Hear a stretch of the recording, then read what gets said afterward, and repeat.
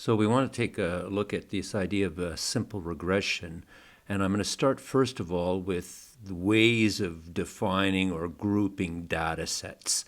There are three main ways. In fact, there's generally two, but I'll take a look at a third one. First of all, you can have time series data. That means to say we're going to be looking at, for example, the population of a country over a period of time, 10, 20, 30 years, looking at something like the stock market index over 100 years. We may be looking at crime statistics over time. You may be looking at a user for Facebook or Instagram or some software package, how they behave over time, the number of times they access the data. This is generally anything typically with rows for dates. It could be an annual, monthly, daily. This is referred to as time series data. Second type is cross-sectional data. That would mean, for example, we're going to be looking at a series of countries or maybe provinces or different states in the United States, or maybe several users, but all typically at one time. So 1 year, 1 week, 1 day, something like this is referred to as cross-sectional data. Finally, we can have a combination of both, which is sometimes referred to as a panel study or panel data or longitudinal data.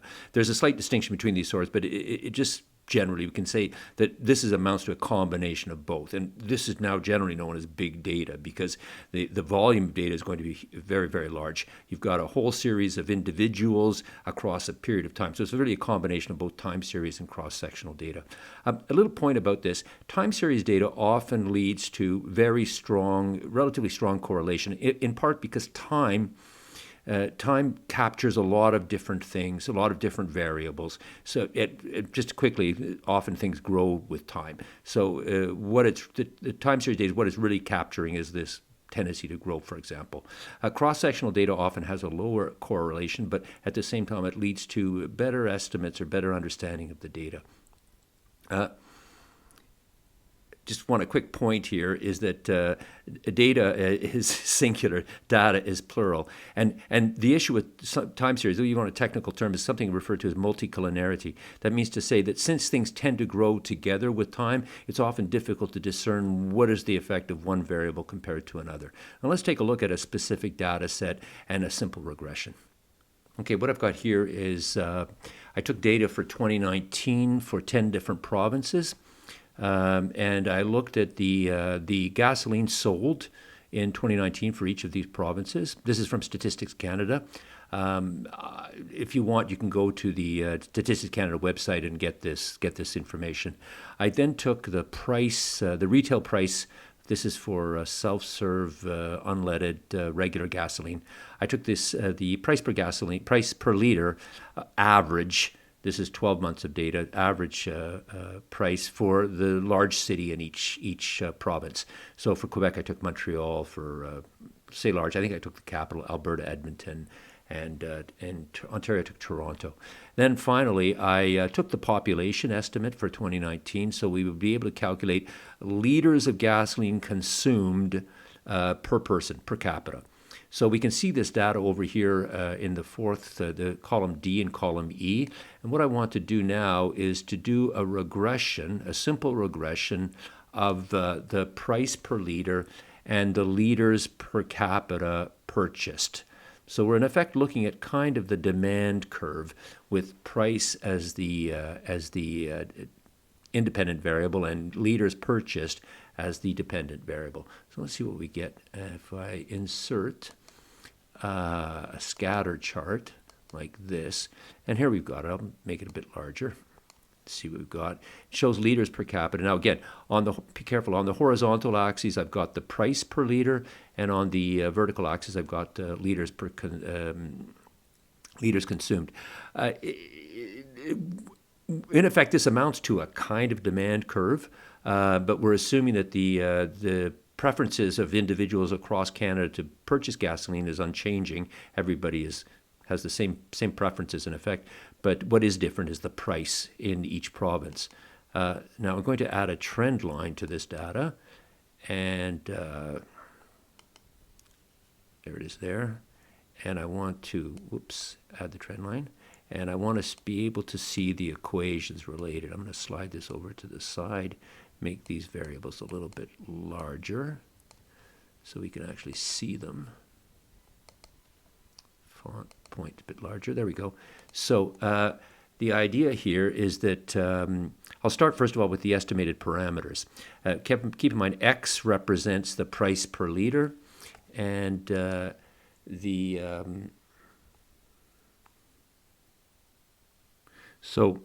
got the two variables. Keep in mind that X, the horizontal axis, represents the price per liter, and Y represents the per capita consumption. First of all, we've got minus 10.884 and then 2563. The idea here is that X, if X were to go to zero, that means to say the price of gasoline were zero, consumption per liter, per capita, per person would be 2,563 liters. That's somewhat unbelievable, but that's the meaning of this variable parameter, the y-intercept parameter, the first one here. The second one here is minus 10.8. What this says is that for each rise in gasoline price of 1 cent per liter, we would see a decrease of 10 liters per person.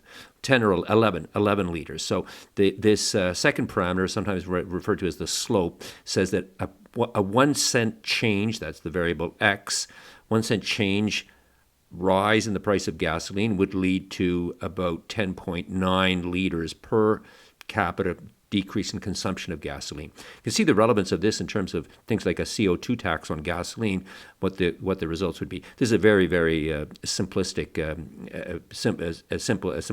regression analysis. But the understanding of these two estimated parameters. Incidentally, these two parameters here represent the straight line that is the trend line, that is regression line, that is drawn between these blue dots.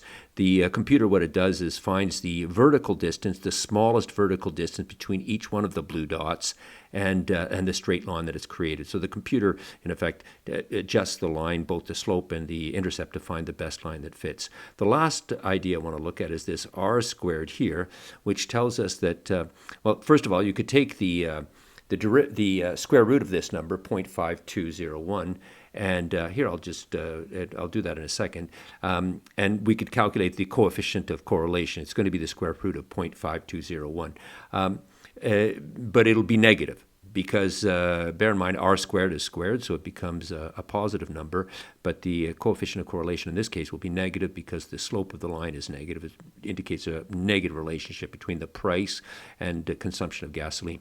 The other way to examine this R squared in any kind of regression, but it applies in this case as well, is that we can imagine that the consumption of gasoline varies for many reasons across Canada, different provinces, but about 52% of the variation is due to changes in the price.